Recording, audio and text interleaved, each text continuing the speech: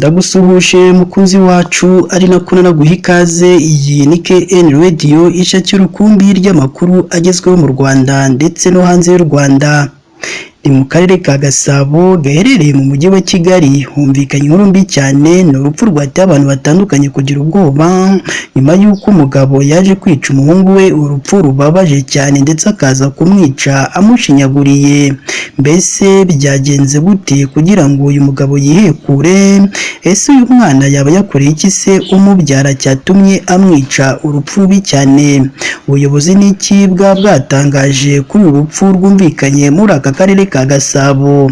Ibi ndetse n'ibindi bigiye bitandukanye nibyo bikubiye mu makuru twaguteguriye uyu munsi. Icyakora icyo tugusaba ni uko wadutera inkunga uyu munsi maze ukareba munsi y'aya makuru urabona ijambo subscribe cyangwa se abone, utukandaho n'akazugira kaza nako ntugasigiye nako tugakandaho.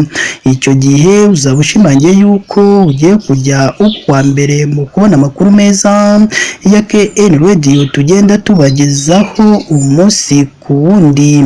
Reka twitse gatoya ubundi tuze tubavira imuzi n'umuzingo iby'aya makuru yababaje benshi bo mu karere ka Gasabo ndetse n'abanyarwanda bose muri rusange.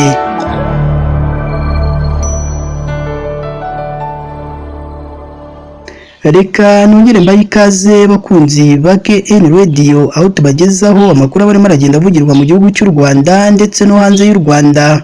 Kuri ubu ngubu mu karere ka Gasabo mu mujyi wa Kigali, intimba ni yose ku bantu batandukanye bahatuye nyuma y'uko humvikanye urupfu rwababaje abantu batari bakeya, aho umugabo yavuye kunywa agacupa ari kumwe n'umuhungu we baratongana ahita amwica urupfu rubi cyane.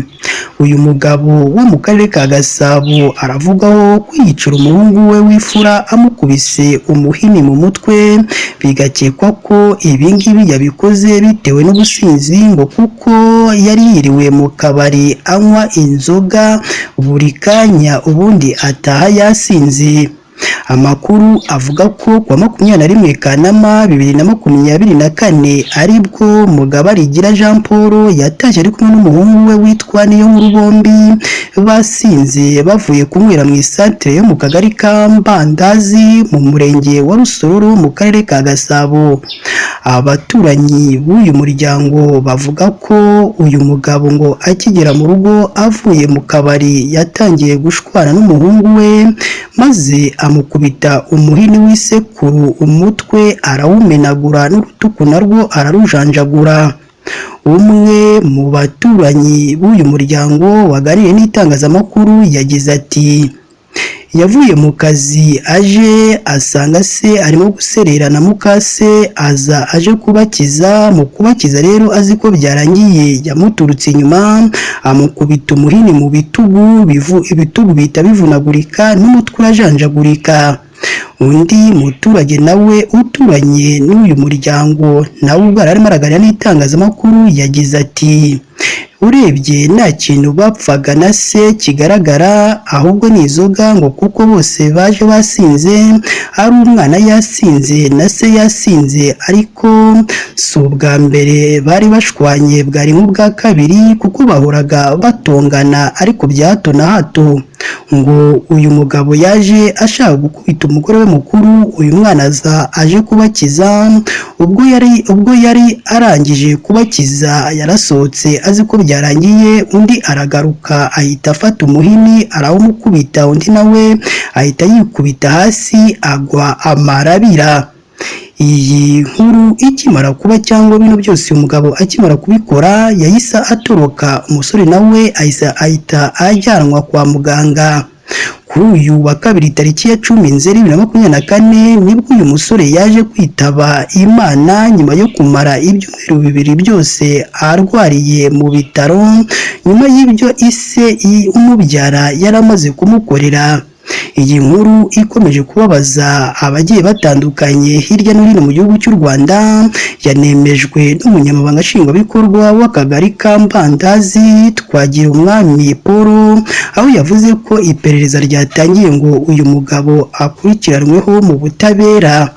ubwo yasubizaga itangazamakuru uyu munyamabanga nshingwabikorwa w'aka kagari ka Mbandazi yagize ati twasabye nyina w'uyu mwana ko azindukira aha akajyana raporo kuri RIB agatanga ikirego cye, ubundi RIB nayo ikabikurikirana. Uyu nyakwigendera niyo nkuru yabaga kwa mukase nyuma yaho ise umubyara yatandukanye na nyina ubyara uyu nyakwigendera. Ubuyobozi mu nzego z'ibanze zihora zikangurira abaturage ko mu gihe cy'ibibazo n'amakimbirane adasanzwe byaba byiza bagiye bagana inzego z'ibanze zikabafasha kuba zabunga, aho kugira ngo bishore mu kujya gukora ibintu bidakorwa, ngo dore ko amakimbirane mu miryango ari kimwe mu bidindiza iterambere ry'umuryango kandi hakazamo n'ihohoterwa haba irishingiye ku gitsina, ku mitungo n'ibindi bigiye bitandukanye. Iyi ni KN Radio, iyi ni inkuru ibabaje cyane yumvikanye mu karere ka Gasabo, aho umugabo yaje kwica umwana wiwe w'ifura bitewe n'inzoga yaravuye kunywa, ibintu byababaje abantu batandukanye ndetse bigashengura imitima ya benshi. Ni naha kandi natwe dusoreje amakuru yacu y'uyu munsi.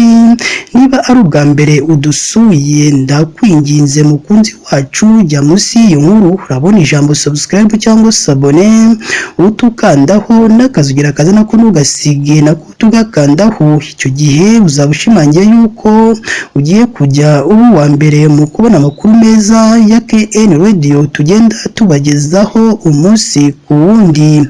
Si ibyo gusa kandi ugomba no kujya hatangirwa ibitekerezo, ukaduha igitekerezo cyawe, haba ari igishima ibyo dukora ndetse n'ikitugira inama y'ibyo twazahinduramo mu makuru yacu tugenda tubagezaho hano kuri KN Radio.